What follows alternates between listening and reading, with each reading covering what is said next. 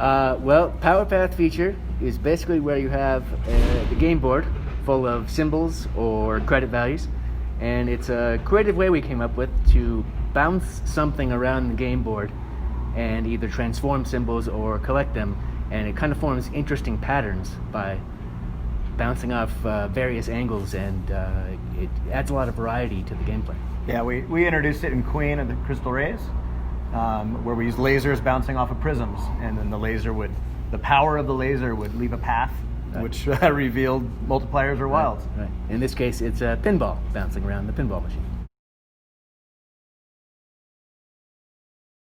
We took some liberties with the usual layout of a pinball machine. In this case, we've kind of added a bunch of flippers and bumpers and stuff. But it looks pretty much like a pinball machine. It launches the ball and can go around the curve at the top of the machine and bounce in and transform symbols. I think from an animation standpoint, the biggest hurdle on this one that I hadn't encountered before was your use of the perspective camera over orthographic. Right. Usually, if I'm creating an animation with layers of sprites, to create some depth in a faux 3D environment, usually the orthographic cameras makes that really easy. But Steve was incorporating this perspective camera so we could fly to different elements of the game, right, and it would break my animations. So we had to kind of come up with a way to fix that. Yeah, from my point of view, it was probably just getting it to be very well optimized on a less powerful device. Some of those moves, like the camera moving into the bonus intro, were they didn't perform very well at first until I optimized the game very thoroughly so that it would run well on any device, and that was quite challenging.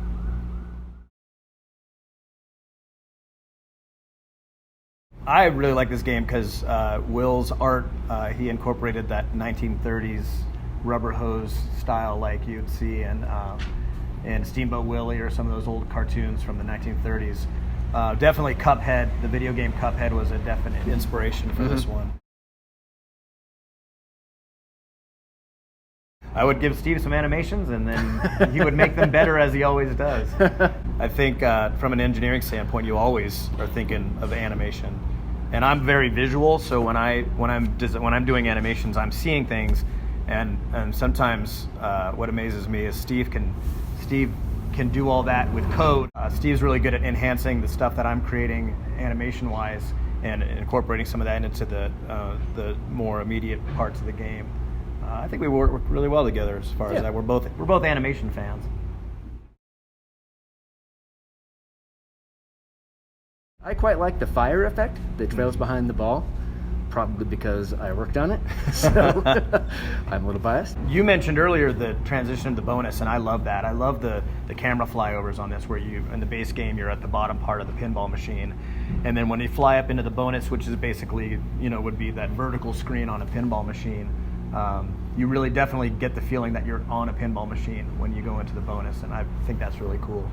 And I love the style of the game. I love Joey's music. It adds, just the whole cohesiveness of the pinball and that era. That music really gets stuck in your head. Yeah. And you don't get tired of it. You'll hum it even after playing it. Yeah.